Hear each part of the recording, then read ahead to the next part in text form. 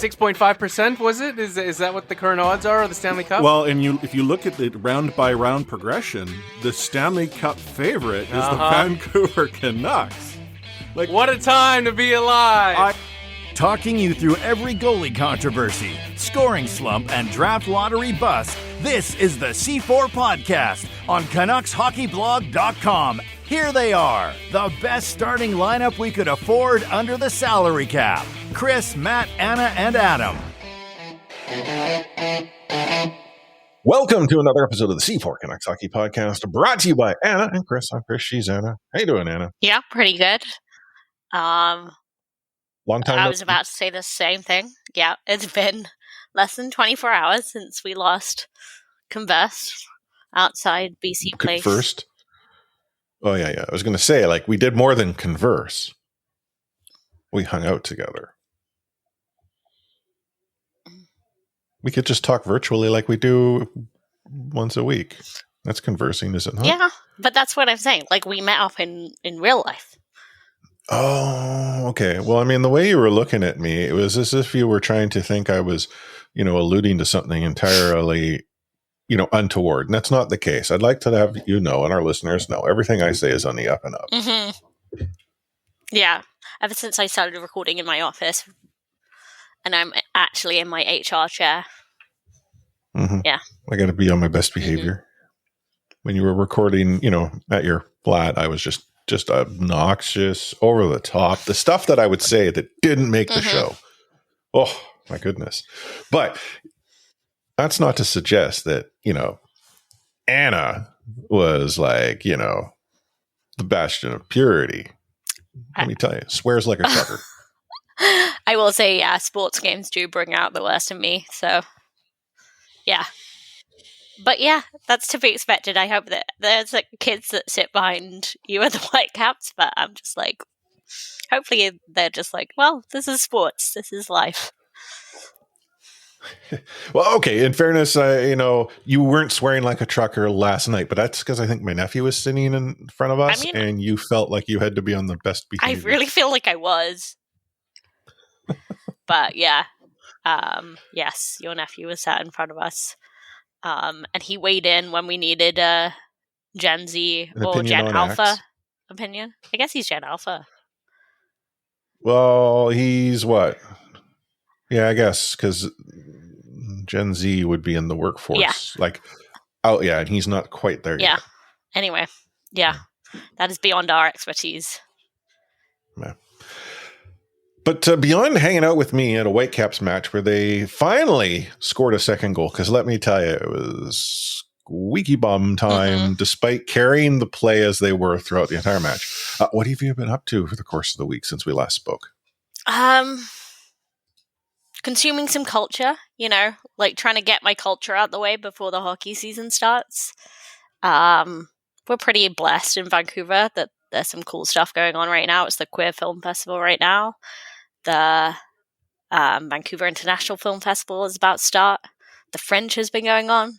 So yeah, I'm doing my cultural thing before I get absorbed into the mess that is Canucks. Yeah. Because you're trying to imply the Vancouver Canucks have no culture? I mean, they have culture. But yeah, I do kind of think of... Let's put it this way. I don't think I'm going to run into any players at any of these events that I'm going to. But maybe that's just me stereotyping. What about you? It could be. Chris? Could be. I mean, the kid's back in school. So getting back into the routine of, being home here, working, putting in the 9 to 5. Although my work day is more like a 7 to 3 because I have to go and get the kid from school. But, I don't lead all that of an exciting life. And so as a result, I have not been up to anything, really. I mean, yeah. That's okay. Welcome to the show. Yeah, Canucks haven't been up to a ton either. What are you talking about? They hit the golf course. Yeah, which is what they've been doing all summer. Well, a few of them, sure. Yeah. Petey said that was his, JT was memory on the golf course before the free agent frenzy, took place. Working Big Z. Yeah, he tried. That didn't work out too well, but Yeah, Petey's on the ice, skating, performing real well up in Penticton. It's good to see Petey, out with the kids. yeah. Yeah, talking about repeaty goal scorer, repeaty. Well, isn't he DPD? Yeah, I don't accept that. Canucks conversation are trying to push that, but when you've got repeaty right there, that's just better. But there's like 4 Elias Petterssons that exist, and I mean, how many repeaties are there going to be? Well, there's only 2 in the organization, so I'm fine with repeaty. Still, that the potential. Okay, the way the Vancouver Canucks historically have gone through Sutters, there is a very good opportunity here. Oh yeah, for them to go through all the PDs too. Yeah, I mean, Canucks are pretty good at getting the wrong brother. So, I mean, but these aren't brothers. No, I know. I know. That would be very poor planning on the parents' part. What should we call him? What should we call him? Hey, Elias worked out the first time. Elias too. Yeah. Actually, I just change the middle a name, and it's a completely perfect thing to do. Weirdly, very off the rails, but talking about this today and like we're not already. It's preseason, guys. It's not even preseason. Like it's preseason. But yeah, talking about this today in the context of cricket, of like, because there are just weirdly quite a few instances of players with the exact same name in cricket. Like right now, there are 2 Ollie Robinsons that play cricket in England. Yeah, there were 2 Darryl Mitchells that played at the same time. So, yeah, just a sort of strange quirk when it ends up being the same team. Which, I mean, they both play for the Canucks, and we hope it's going to be the same Canucks soon. It's going to be a fabulous radio broadcast when you don't know which PD scored. Presuming one of the PDs gets to play with the other But PD. that's the thing.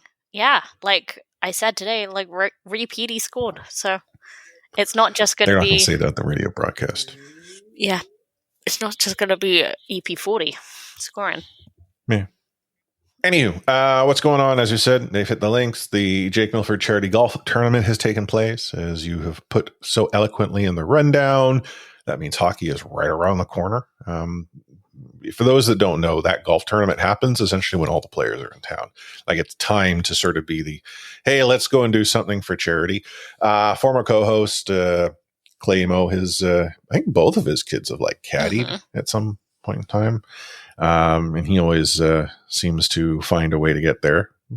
He's one of the lucky season ticket holders, which off the rails here. I've had Whitecaps season tickets now for a while.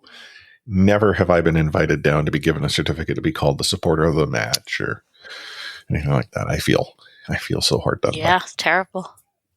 And actually, still off the rails, Whitecaps season ticket renewal email went out about a week or 2 ago.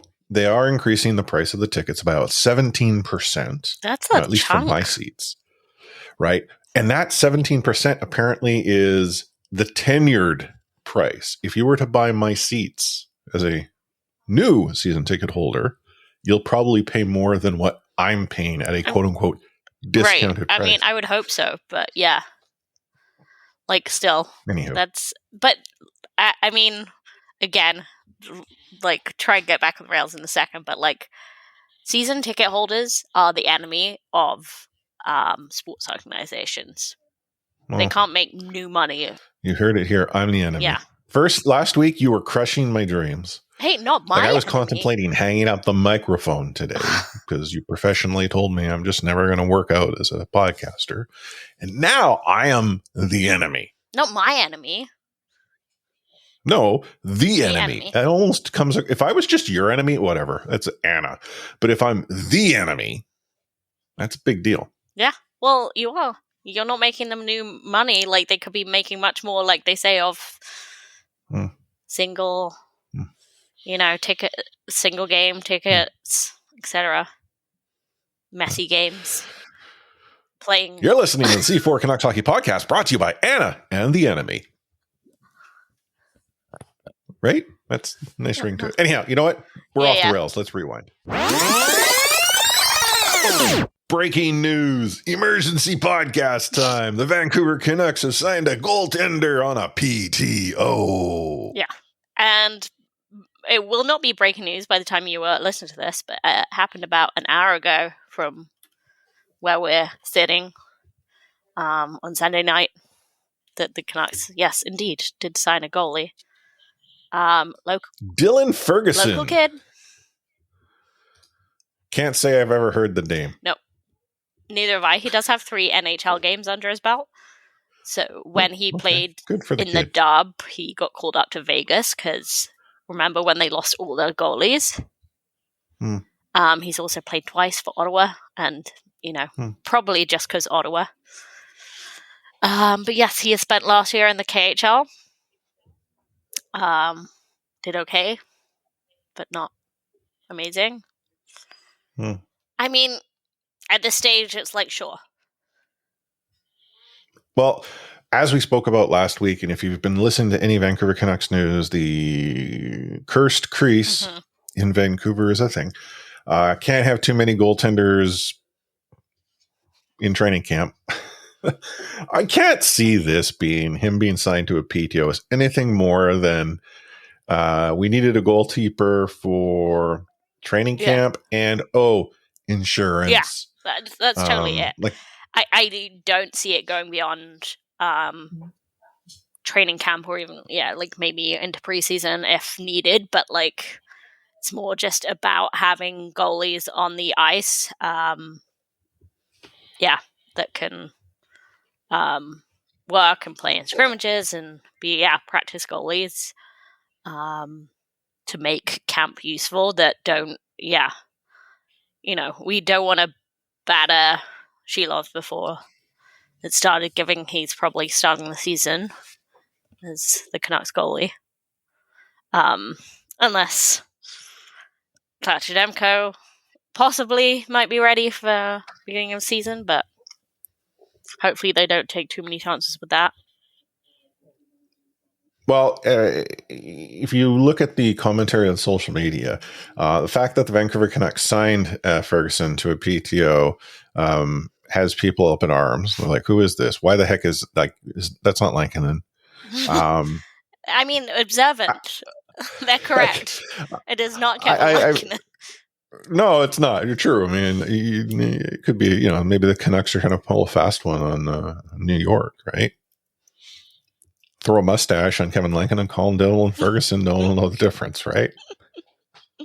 But yeah, it's truly insurance. Like if you were genuinely wondering why they needed a goaltender in camp, like when they're running scrimmages and blue versus white and split squads, extra bodies are good, and a PTO is a way to sort of accomplish that. Teams use PTOs in a variety of ways. This is one of them. It's we need a body or two, and we've talked about that's what he is. He's a body. Sammy Blades, and I think he is more fighting for a spot PTO, but this is more of a like you said, insurance training camp goalie. Step below Jag, he's a jab. Instead of just a guy, he's just a body. Oh, jab. Yeah, that sounds better than what I had. Anna, you think so poorly of me. Calling me the enemy, thinking I'm saying things. Yeah, what you want. But, just a quick side note on Lankinen, time is ticking, no? Season starts, it's got to accept one of these offers. If it's not from goaltenders are a strange breed. Oh yeah, very strange. We had a long conversation about this last night. Yeah, goaltenders don't think they're weird. That's because when you're the weird one, you never do. Camp soon, but as we said before, camp is the Jake Milford Charity Golf Tournament. You might be wondering, why are you talking about a golf tournament on your podcast? You never have. That's actually untrue. We have on occasion. What's interesting, though, is that this is one of the events where we get to actually see players in a somewhat candid lens Their guards tend to be a little bit down. It's not as if it's a fully attended experience with like media and all that. It's just, people like you and I. But the cool thing is everyone's got a camera these days. And we learned something about JT Miller that I don't think anyone had a clue about from Desharnais. He was asked if he learned anything about the Vancouver Canucks, and apparently JT, well, he's a guy. He's a guy. Not the nicest guy. I can't say the word on the show because then I have to go and throw the explicit tag on it. Can we? But he's a hole. He is a hole. We might have to throw the explicit tag on it anyway. No, What? Sorry. Have you ever not been there and seen a hole? Golf holes. No. Yeah. Totally what Desharnais was describing JT Miller as. Obviously, Desharnais kind of telling Canucks players and media what everyone already knew. But he's a hole, right? That's why we like him. And every team's got to have a hole. Yeah. And I was like, JT's one of us. Probably have a couple. Zadorov was one too. It's good to have occasionally a couple holes. Yeah. If you go to a golf course, there's 18. 18. Unless it's like a par 9. But I do like how candid he was. He's definitely endeared himself to Canucks fans, I think, immediately with that comment. Tell us what we already know and we love you. Yeah. It's funny. I liked it. Petey was working on his swing. Which Petey? Is it the Petey that's currently in Penticton? How many more P's can we get in there? No, but literally Pedersen said that was the highlight of his summer, getting 1 under par. And I was like, okay. Just like, be a goaltender, really? But like, he's kind of weird. He's kind of weird, but also kind of boring. Like, come on. You're European. You're better than that. During I want to say it was like the pandemic stretch or whatever, it was the video of Petey doing trick shots in his, like the putting green on his condo or whatever, or townhouse. I mean, I don't know where he was, but it was like trick shots. Kids got game on the green. Yeah, so just need to get them there. Yeah. Post hockey retirement plan. You write down Shilovs showed up, looked like an out of work writer. I can't say I saw pictures of him. I mean, what, pray tell, does an out of work writer look like, Anna? Like this. I mean, most people would just say that's a writer. But yeah, I just love how he doesn't fit in to our like mold of hockey player. He doesn't look like a hockey player. Doesn't look like a goalie. He only looks like a goalie in the sense that he's weird. And I appreciate the weirdness. So, well, they did like a promo segment type thing where they were showing players pictures of different teammates, sort of like torso down based on the threads they were wearing, and they had to guess who that happened to be. And Silovs, he got called out by many of them based on his attire. I love that too. And we also learned that Garland has legs. Garland has legs. Like, well, there was Garland is little wee. Vertically challenged. Yeah, and they start off with like JT Miller, and JT's like, that I'd say Garley, but Garley doesn't have legs like that. Like, I mean, we're talking he had some serious upper leg, and anyhow, it was Garland. Yeah. There you go. Tyler Myers became the middle-aged housewife's favorite. Is there's something there that, as a non-middle-aged housewife, I do not understand? I just thought, if anyone hasn't seen the coverage of Jake, like I said on Twitter, it's the only golf coverage I watch all year, and it was just Tyler Myers being absolutely adorable with his like all-female crew that he was playing with. They nicknamed themselves the Divas. They had a good laugh, and I was just like, yeah, Tyler Myers, that just seems about right for you. Getting drunk on, white wine spritzers with your after a round with the Divas. Okay. Yeah. I'll take your word for it. I see. I know the tournament occurs. I passively pay attention to what comes out of it because again, it's like the guards dance. And players tend to be a little more candid. They have fun, which I honestly wish they would do more of. Like, Yeah. I think Call each you know, other I get holes that. during the season. Yeah, like I get that they obviously don't want to say something that could potentially cause a problem in the opposing dressing room or even within their own. But a team that is, you know, close and interconnected, they can sort of have fun, you know, to that extent, being themselves, showing a little personality, and I would love more of it. I think there are players we look at like Brock Besser. You've described him in many different ways as plain. Mm-hmm. I bet you there's some personality there with Brock. I genuinely think there has to be. We just don't get to see it. That's the thing. That's why I like She Loves. Like, him being just a bit offbeat is, like, very endearing. So, we need more of that in hockey.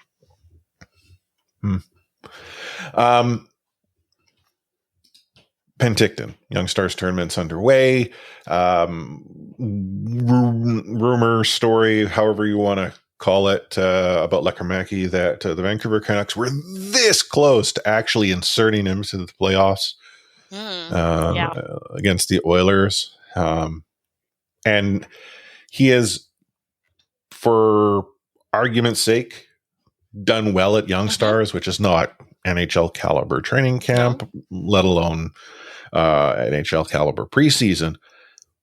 Do you think if the Canucks were that close to inserting him in the lineup against the Oilers, that this kid could very well find himself in the lineup with a good camp? I don't know where they would put him. Yeah, that's the thing. Like, big Lekkerimäki fan.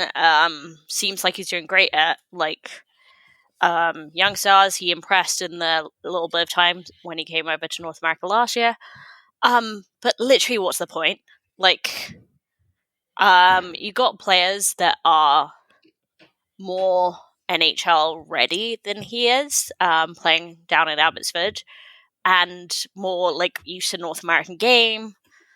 And Lekkerimäki has a bigger ceiling than a lot of those guys, but he's not gonna find it like playing on the fringe of a Canucks team.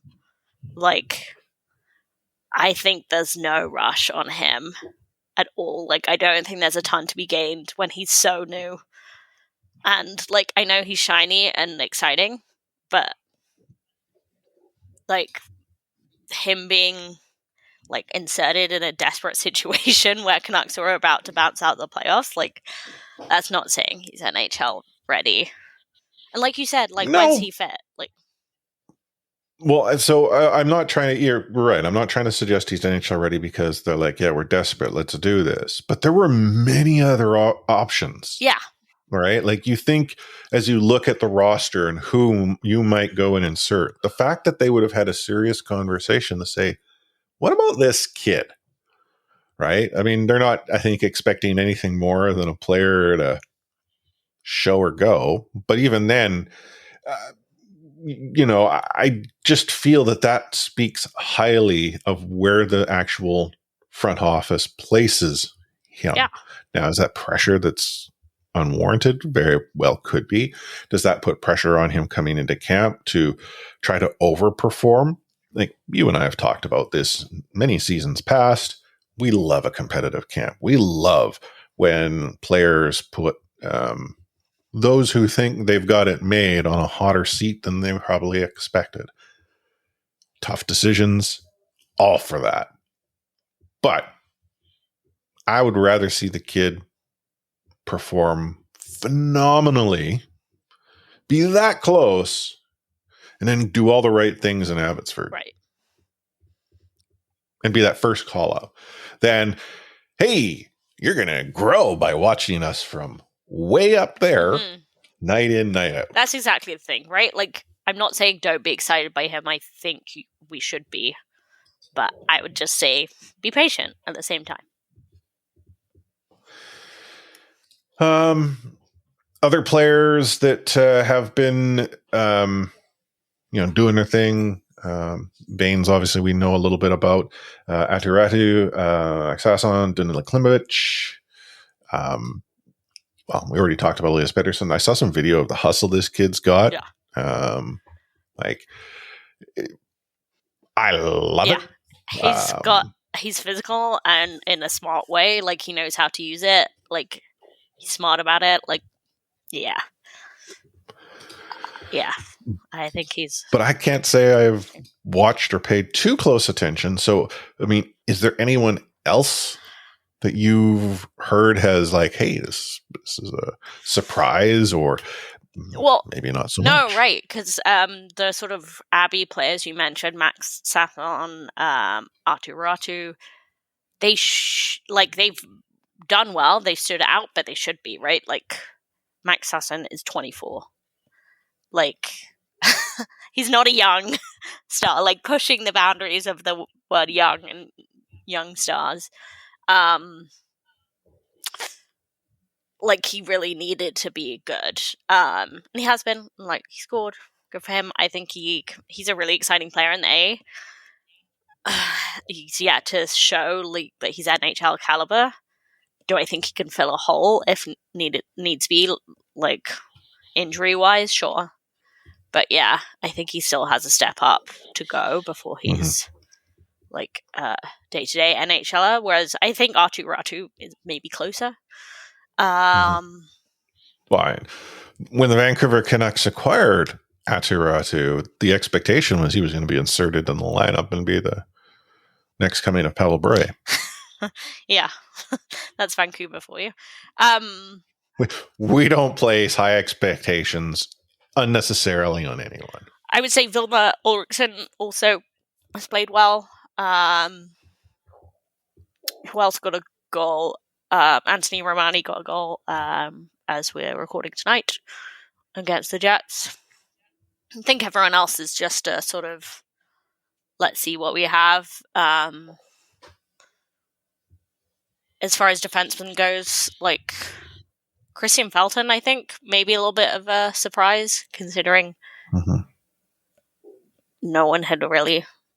hadn't really heard of him before that. I guess I expected to hear a bit more on Sawyer Mineo, but since I haven't actually seen the highlights of either game yet, I don't actually know how well he's played. But yeah.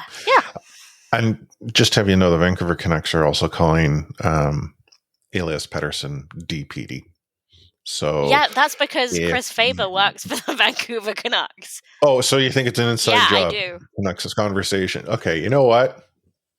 We should. Too bad we can't get. I mean, I shouldn't say too bad we can't get Faber on this show. I'm pretty sure we can. I'm pretty sure if we were to ask Faber, he'd have to go through the team, and like they would ever respond to us. But yeah.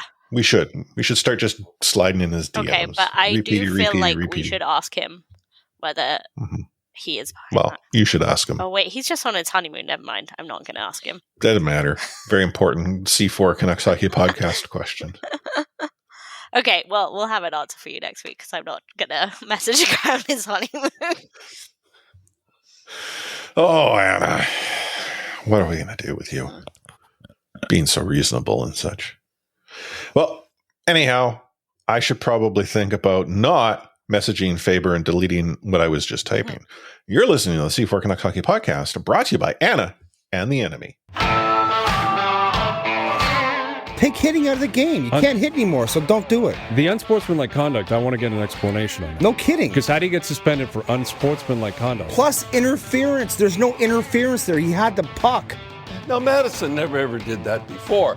Now, why did he do it? And that because he was mad. Well, your early favorite for the Calder Trophy, that's for sure. Elias Pettersson, you might even say your early favorite for the Hart Trophy. Just to get back to your question, Elias is going to play plenty. He's going to get a lot of power play time. And yeah, I'm concerned about our offense. We lost 200-point players, and we've got to find a way to score. Half full, half empty has us continuing our questions from camp. I actually was reading this and I'm like, is it questions going into camp? Because camp hasn't started. So how can we have questions from camp? For camp, I guess. It should be for. Oh, for camp. Well, you typed from. Yeah, all right. Again, I'm an old man. You confused me. So you had mentioned a question you have for camp is finding a long-term partner for Petey and Jake to make the perfect thruple. Do you think the thruple is the way? Like, I kind of bought into the, Alain Vigneault era of pairs. Yes. I just would like to see some more stability to put Pedersen in his best position to succeed. Like, because I don't think he has been necessarily. Mm-hmm. And, like, I'm not poor Petey here. Like, I'm sure he, like, yeah, cry into your $11 million paycheck. But, like, I do think that he has been a bit hard done by in certain situations in terms of setting him up for success. So I would like to see him get whoever it is, like whoever fits in at camp, whether that's Höglander or not. I would like to see like some chemistry develop. I know we're like pro pairs, like, you know, no one's separating Brock and JT ever. American bromance. But yeah, that's my opinion. So I'm going to extend the thruple conversation. How long until we see the lotto line get put together? Like what game number? Rick is anti-lotto, I feel like. He is, but we know anti-lotto doesn't mean no lotto, because even Rick every so often looks to buy a ticket. Mm-hmm. It, like, when you say how many games, like, until we see a shift of the lotto line? Yeah, like because the lotto line, like, we know that Rick's anti-lotto, right? I think very well ascertained.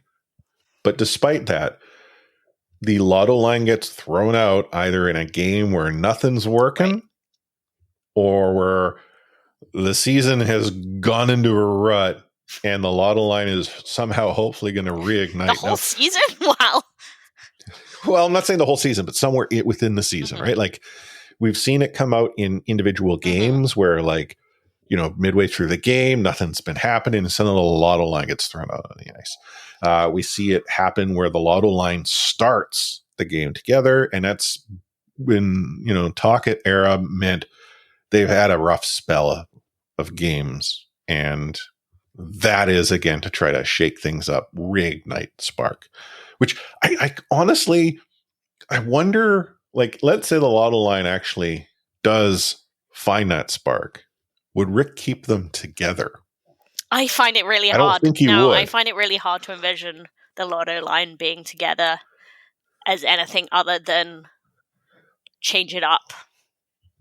Try and create some energy. Like, yeah. They could be hot and have like a number of hot shifts, get a goal every shift. And I still think, like, the next time the first or second line were to roll around, PD will be on the other one. Yeah. Like, it's just the way it goes. It is. But and what game? Okay. 1 to 82. Where's the lotto line make an appearance? I think a little ways. So I'm going to say like 20 something. Okay. So like quarter of the way through the season? Let's say 25 or 26. You're much more optimistic than I am, because I was going to say game 10. 10. You know, I mean, this is more on the historical nature of how the Vancouver Canucks tend to approach November. Yeah, I know it's true. But yeah, I guess I'm just like... Although last season was an aberration. We kept waiting for November to show up. It didn't show up until like February. That's very confusing. Yeah. I know it is, but like, how many times did you and I last season, like, when's this bubble going to burst? When's this bubble going to burst? The Vancouver Canucks, they're top of the league. Before. This can't go on forever. Their stats are nuts. They can't support this. Like, when is this bubble? And it finally did, right? The PD injuries were around the same time that, or the PD alleged whatever the heck it was. That's when the swoon occurred. But I say game 10. Question out of camp. What's special teams going to look like? This is a great question. Full camp. I agree. Can't really look like It did last year, right? Well, I mean, what? Not scoring goals and giving up shorties? Yeah, like Like, that's not a I good mean, you record think to about have. how bad the power play had become. The Vancouver Canucks all season were running on their first unit 4 forwards and a defenseman, and finally decided this just ain't working. We're not scoring goals, but we're giving them up. Let's put 2 defensemen out there. Yeah. Tyler Myers was seeing first line power play time every so often because of a defensive pairing, out of sync or something like that. I don't mind Tyler Myers out on the power play unit, standing in front of the goalkeeper, not on the blue line. That's not a good sign for your power play in my mind. One of the things that I always wonder, why is it that the Vancouver Canucks don't have a power play that can throw the puck around with speed? Right, because it did happen a few times last year. And we were just consistently? Yeah, exactly. Like, and actually at the beginning of the year, weirdly, like I was like, oh, the power play is fixed. And No. Because it was when they don't get stuck, when they move the puck quickly, I almost said ball there. God, I've watched too much football. I could be playing ball hockey. Yeah. Yeah, it actually looks good. It's exciting.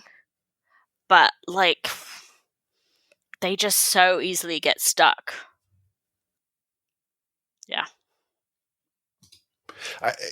The other part, and I mean, this is more something that's beyond special teams, but zone entries have been a problem. Like Vancouver Canucks seem to have one way. Let's skate up the ice, drop past to whoever's got speed behind Quinn, or maybe it's Quinn, enter the zone. Now, some of that has to do with the fact that I think most teams in the NHL now approach a team trying to enter the zone by lining everyone up on the blue line. Yeah. Right. It's like it's almost like equivalent to the trap. Yeah. In my mind. Right there. Yeah. It to me, it's not attractive hockey. Yeah. But the Vancouver Canucks, knowing that this would occur, didn't seem to have a solution. Like we think back a few years where you would have like the Sedins using a slap pass to enter the zone, right? Like get the timing down, have someone going full steam. They fire the puck into the boards, get there before the icing call. Like I understand that in the modern icing, it's a little bit harder, but that said, it's still doable. You don't have to do it all game long, but so long as the threat is present, I feel that gives you an advantage. I don't know if that's the solution, but I feel that zone entry is one of the reasons why the Vancouver Canucks power play hasn't looked so hot, outside of the fact that once they're in there, they throw the puck around as if they're playing ball hockey. Yeah. I agree. It's kind of like for one of a better expression, Route 1, and it's just like, oh, that didn't work. Mm-hmm. Let's try it again. Yeah, pass the puck around slowly and see. Didn't really work real well, but we didn't execute. If we execute, it'll work. Let's do it again. Roll it back. Yeah. Another question you had written down in the rundown: finding some flexibility in the D pairs. So Quinn and Phil aren't the be all and end all. What are you talking about? I just assumed that they were going to be on the ice for 45 minutes of the game. Yeah, and Quinn's young; he can do it. Yeah, Quinn's young. Yeah, like I've kind of put this in opposition to my other point: stability for PD and flexibility for Quinn, because it takes all kinds, and all kinds of relationships exist in the world. None is better than the other. But I will say, I think Olveen was talking about this in regards to Philip Hronek, like with the re-signing, is that they're hoping that it is not just Quinn and Phil forever, which is great, but like that can't be our entire plan, not least because they can't play 45 minutes a night. Like, it's not just if one of them gets injured, it's like, what do we do for the rest of the time? And I just think we need to see what other options are out there that Philip Hronek might be able to play with. And it's more of us seeing what happens in camp rather than this should be the plan going forward. Like, I know that plan A is still Quinn and Phil forever, but let's find out what our plan B and plan C is in camp. Like, that's part of what camp is for, right? Agreed. Completely unrelated. Tyler Myers, born in 1990. Oldest guy on the team. Wow. He's older than me, but only just. You young people. I know, but like he has like 3 kids or something. I only have 1. Yeah, I have 0 and planning on keeping it that way. No, I was sort of going through the roster here, looking at dates of birth because it's so prominent. And like 1990 is like, I wonder, I never really paid attention, but is this the first season that there hasn't been an 80s birthday? Yeah. Good question. Still. I will say young. Yeah. Also, I was thinking about this earlier, but like, we just have hardly any Canadians too. Lots of Americans. Lots of Americans. I guess we picked up Danton Heinen, Canadian. Couple kids from Surrey, like in the organization. Yeah. Darsh Baines and Dearnay's Noah Jolson. So we got 2 new ones, but yeah. I'm surprised you're not, all high on Ty Glover. I mean, I'm not low on him. But I'll be honest, I do keep getting him confused with Ty Young because shouldn't Ty Glover be the goalie? That makes sense with the name and all. Yeah. What do they do in Salford? Like, what is Salford known for? In Salford? Yeah. Like, 'cause that's where he's from. Really? Yeah. Salford is where like the BBC is now, based in Salford. Huh. Which we were talking about at the Whitecaps match because they got a banging theme. The BBC News theme. Great.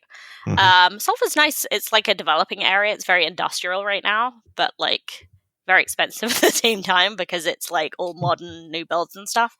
Old Trafford is like technically separate from Salford, but they're right next to each other.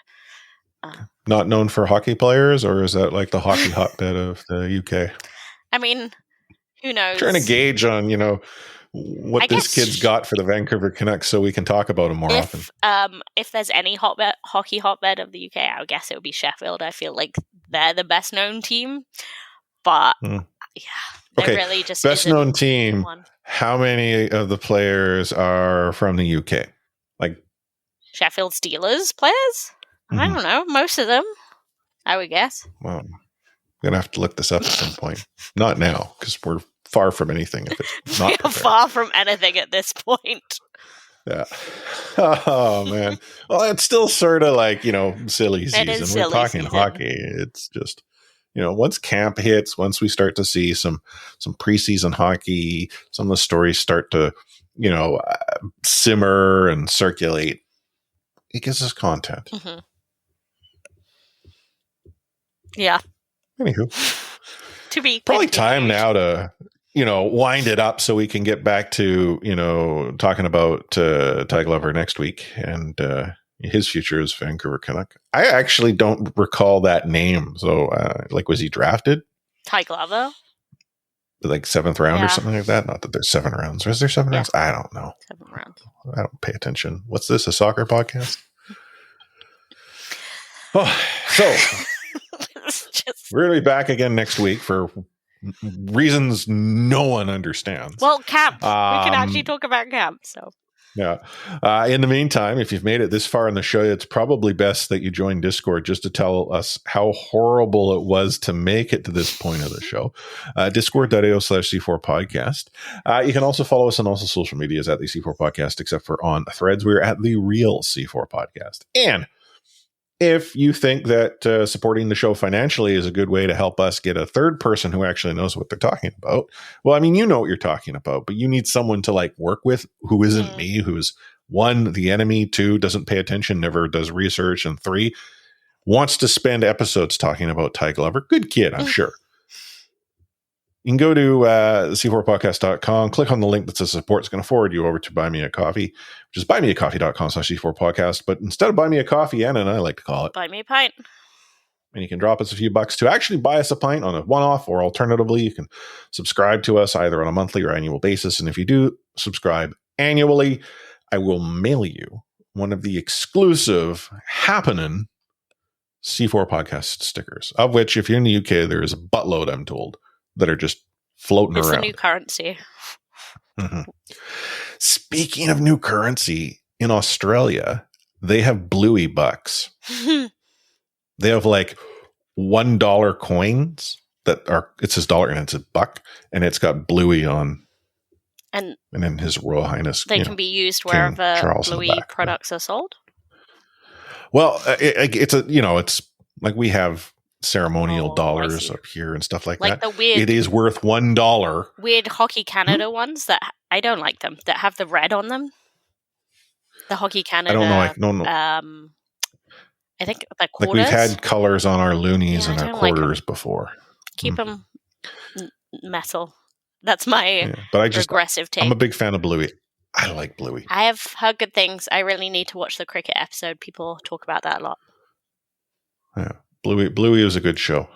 My daughter's back into Paw Patrol. I'd rather she just still be into Bluey. I could watch Bluey episodes over and over and over. Bandit is my spirit dog. Sure. How do you feel about In the Night Garden? The what? Oh, never mind. Do I look like someone who is cultured? Oh, I mean, it's not really culture. It's kids' TV. I just worked for them for one summer. Like, sure. Look it up. Hey, whatever that was that you told me to have my daughter look up, she had never watched and had no clue what it was. So I don't remember. And then she watched an episode and wasn't interested. I don't remember what that was, but yeah. Anyhow, the point is, I don't simply sit down and watch children's programming. I sit down and enjoy the children's programming that my daughter is watching, presuming it's something I wish to enjoy. Yes. Bluey is one of them. Get it.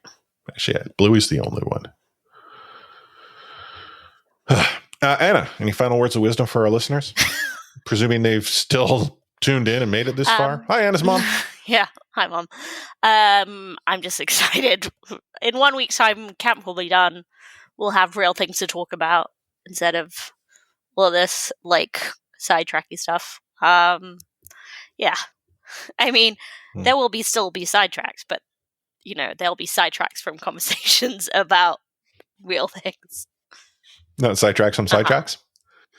Yeah. Final words of wisdom from me. It's really hard when you're coaching your daughter's soccer team to be able to console your daughter while at the same time focusing on all of the 9 other girls that are out there and doing your job as bench boss.